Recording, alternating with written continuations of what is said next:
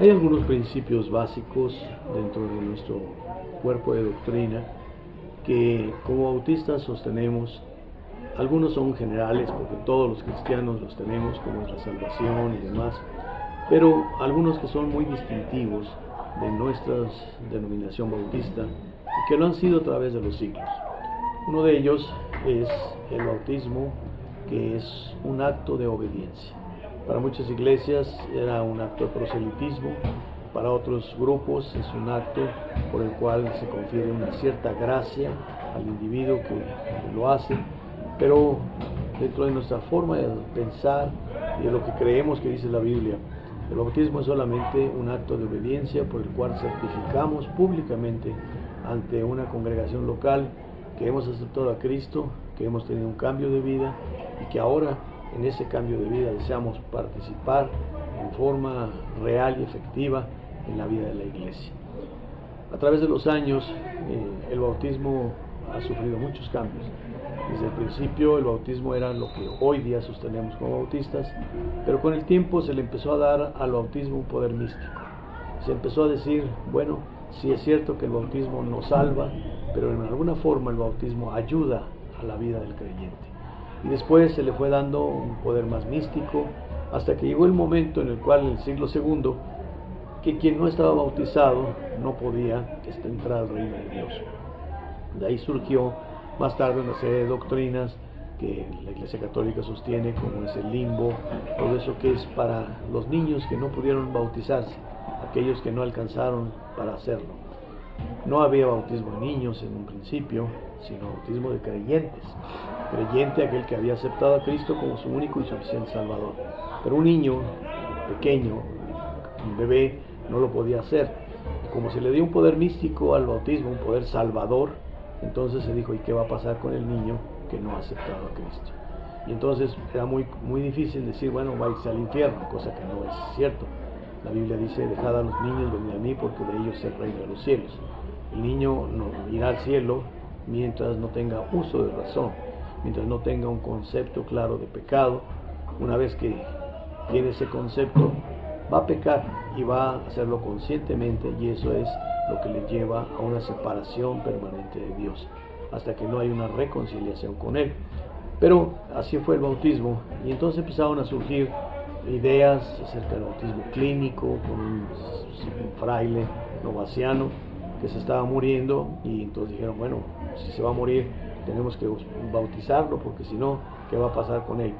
Y entonces, como no podían meterlo al agua por la cantidad de achaques y malestares que tenía, trajeron recipientes con agua a su alrededor de su cama de hospital y aparentaron como diciendo, este es un bautismo.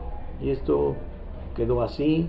El novaciano no murió, y después, como gratitud, quiso servir al Señor, y entonces dividió a todas las iglesias de aquel entonces, surgiendo lo que llamaron el bautismo clínico, que decían era válido o no válido.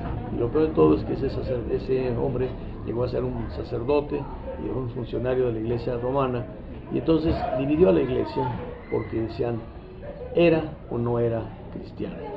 El mismo bautismo es por inmersión en el nombre del Padre, el Hijo y el Espíritu Santo. No nos confiere ninguna gracia, y eso es lo que sostenemos como bautistas. Otra de las doctrinas distintivas a través de los siglos de nuestra iglesia es la separación de la iglesia y el Estado. A través de la historia del cristianismo, muchos grupos no podían concebir una iglesia sin el Estado, ya que la iglesia romana tenía siempre un rey patrocinador y una iglesia que seguía al rey. Pues esto siguió en muchos años y no se podía concebir ello. Fueron los bautistas los que dijeron, dad a César lo que es de César y a Dios lo que es de Dios, conforme a lo que dice la Escritura.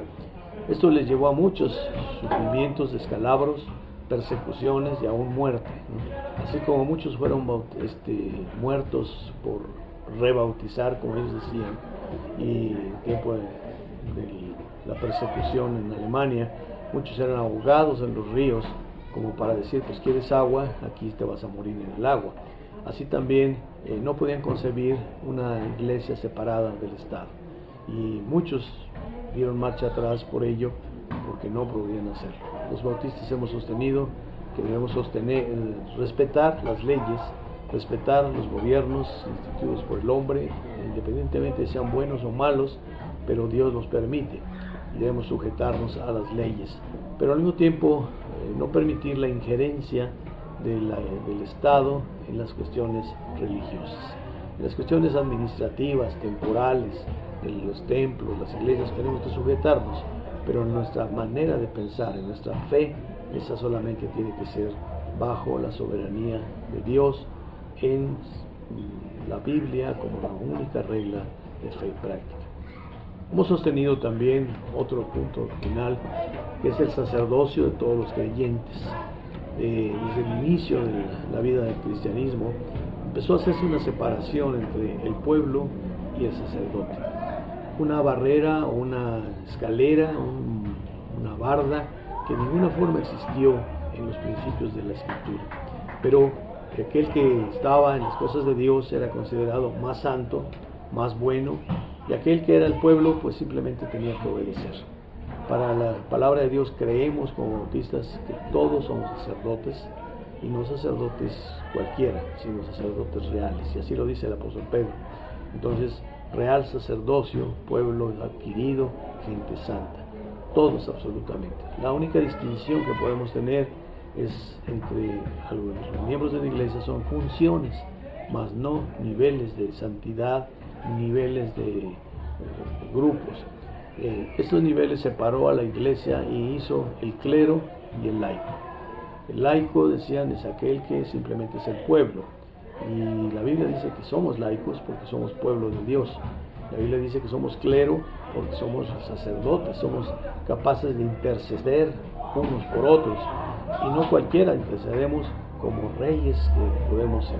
Entonces hay principios bíblicos que nosotros hemos sostenido a través de toda la historia, que nos ha dado un lugar, que nos han dado un respeto de muchos, y que en algunos otros casos nos han dado problemas, porque sostener principios es lo más difícil. Es más fácil caminar como va toda la gente que sostener principios.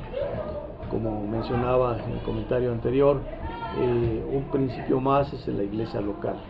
No es una iglesia que tenga una curia, ni una jefatura, ni una autoridad de unos más que otros. Todos somos hijos de Dios, creyentes en el Señor, llamados por el Señor, pero con funciones diferentes. Esperamos que a través de las semanas podamos ir viendo algunos comentarios de lo que se va a hacer, dónde se va a hacer, cómo se va a hacer, cuáles van a ser los contenidos de estas reuniones, y podamos en esta forma participar ampliamente como miembros de Betel, y a la vez invitar a otras personas que consideremos que será bendición de Dios. No es una actividad evangelística, es una actividad interna de las iglesias, pero buscamos darle la honra y la gloria a nuestro Dios. Un gran acontecimiento, una gran tarea y un gran compromiso, en el cual contamos con usted.